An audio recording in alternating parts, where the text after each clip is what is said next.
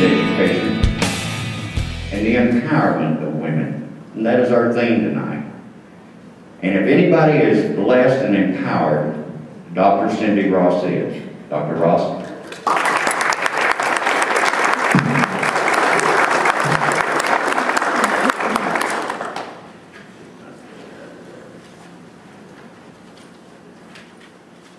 Thank you, Mayor. I am indeed blessed to be part of this community. And I want to take this opportunity to commend Mayor Fitch for sponsoring tonight's events. Because when we focus on women, we focus on family and we focus on quality of life. And when we focus on these issues, they help us attract business and industry to the community. And these are the issues that make our community a great place to live. Now, the most important part about... So if Tanya Wright could come forward, I want to talk just a little bit about what Tanya has given.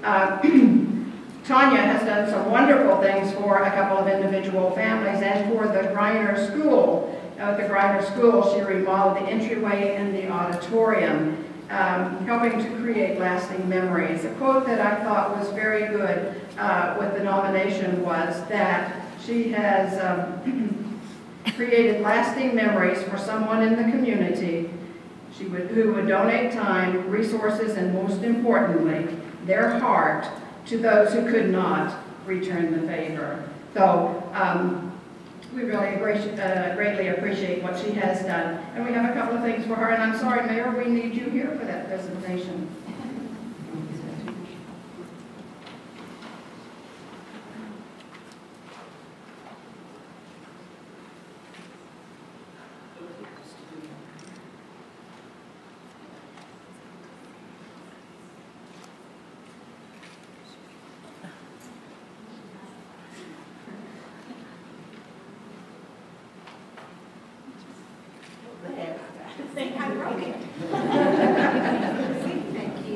Thank you for all that you've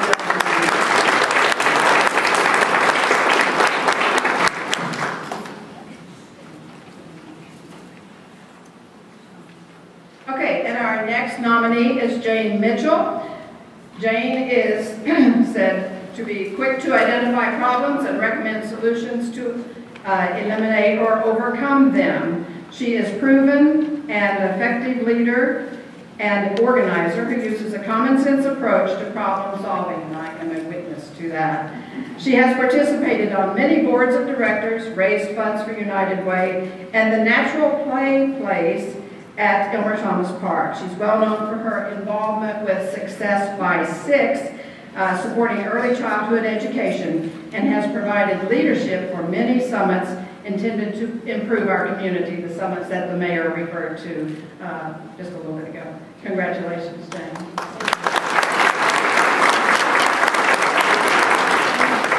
Next is Kelly Casey Bass. And Kelly is probably most known for her Miracle League Park. She's assisted by the MBUCS and is working to fulfill a 2006 dream of building a Miracle League Park where children with mental, physical challenges can play ball. Part of her success was acquiring a $50,000 project grant from Pepsi Refresh. Tonight, we have a young lady with us whose mother says, the park will not only help Ariel physically, but will also help her to feel like she's a part of the team and that she, as a person, is important. Prior to her service, Kelly donated 2,600 hours of volunteer service through the Army Community Service around the world. So she's given elsewhere and still giving here. So, thank you.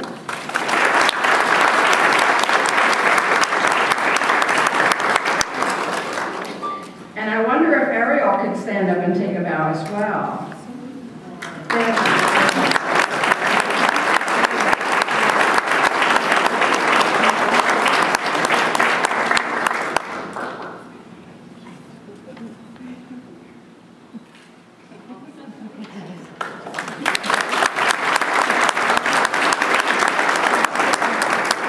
Our next nominee nominee is Karen Halverson. She's an advocate for Southwest Oklahoma and a role model and strong supporter for soldiers, families, and members of the Comanche County community. She's heavily involved with spouses and families of the literally thousands of deployed Comanche County soldiers and is active with the Operation Homefront Oklahoma and the Armed Services YMCA. She is also a mother, as many of these ladies, if not all of them, are, and she volunteers as an official for the Lawton, Eisenhower, and MacArthur High School swim team. Karen Halverson.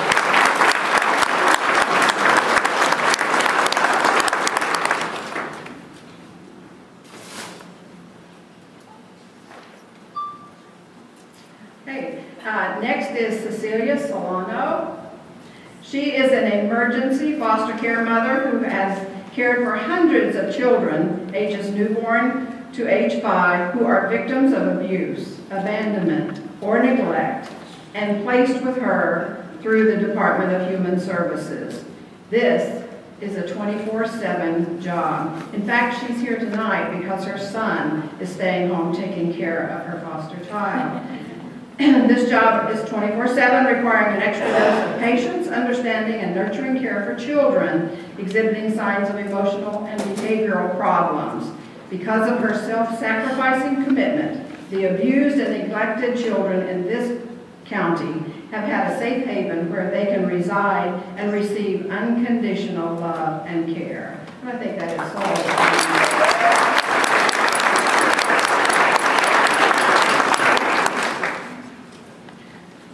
Next, Catherine Kachapoli. Creative is the one word that applies to her. While she was a director at the Talavera Center, she maneuvered through numerous state budgets reductions, and with her skill and innovation, she ensured that patient care and their environment and payroll was never compromised. She has a gift for recognizing potential in people. That is true. And even when they don't recognize it in themselves, and she's a great mentor. She's now an active member of the Oklahoma Board for Child Advocacy, demonstrating her commitment and passion for the well-being of individuals. And she became president of the Lawton Philharmonic when the symphony had been silent for a year, and has worked with others to bring it back, celebrating its 50th anniversary this year.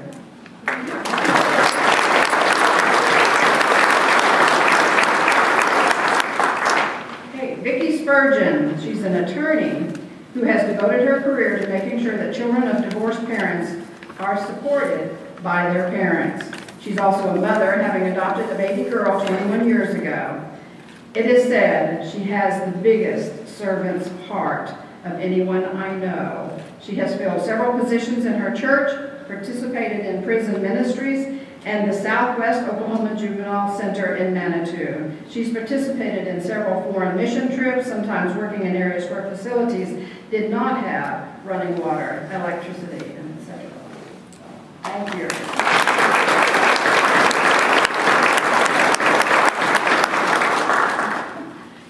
The last of our nominees is Dr. Linda DeSilo. She is well known in the world of education, from being an elementary teacher, a university vice president, and deputy superintendent for Lawton Public Schools. And now she's the executive director for Great Expectations, a character-building program for many schools in Oklahoma, Texas, and beyond. She's reached out to young women and to others and has helped them to become successful. She's led the district in Fit Kids programs and brought the Food for Kids program to Lawton. She focuses on right things for kids. She does not reach for recognition. She reaches out to help others. Linda DeSilo.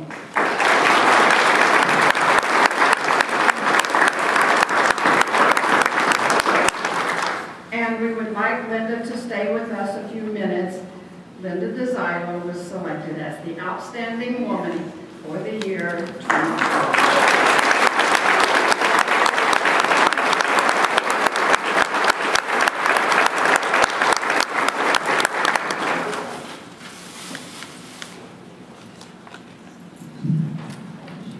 Thank you, Karen. This feels like the Academy Award words. All I'm feeling in my heart is just to be honored to be among this group of women. Virtually every one of them, I have a connection, and they're all so awesome. I would like to thank everyone that is on the committee for the Mayor's Commission for the Status of Women. If you are on that committee and you put together this lovely event, would you stand up and let's give all of them a round of applause?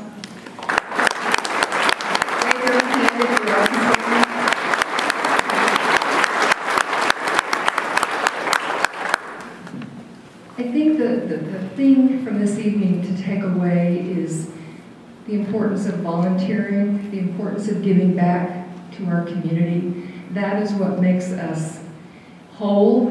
That's what makes life worth living. That is, in fact, what makes us happy. Albert Schweitzer said, the only way to be happy is to find the best way for you to serve. That is the only way. And these other women, and probably virtually everybody in this room, understands that concept. Mayor Fitch mentioned the Women's Summit that was held recently. And at that summit, I encouraged and I asked every woman in that room, and Councilperson Timmons, where are you? You were in that room too. We had our resident men, and the mayor came in and joined us as much as he was able to with his schedule. But I encouraged every single woman in that room, and I would encourage every person in this room tonight to find a way to serve your community. And specifically, I would ask every person in this room to find a young person to mentor. In her comments, I have no idea this was going to be in her comments, but in Dr. Ross's comments, she read a quote from Delois Byrd. And Delois Byrd was the first young person that I took into my heart full-time and into our home and has become a family member for us. And I truly love her like a daughter. And it's been 13 years that my entire family has mentored her and loved her. And there have been many, many others since then, but I would just mention the joy that she has brought to me, so much more that our family has received from knowing Delois. And I would encourage every single one of you standing here tonight to run through the people in your neighborhood, at your work, or at your church, or organizations where you volunteer, a school close to you, and identify one young person that you will mentor, just one. And if everybody in this room will mentor one person, we can make a huge difference in this world. I thank you for calling attention to volunteerism, specifically tonight, volunteerism by women, but volunteerism by anyone, male or female, young or old, rich or poor.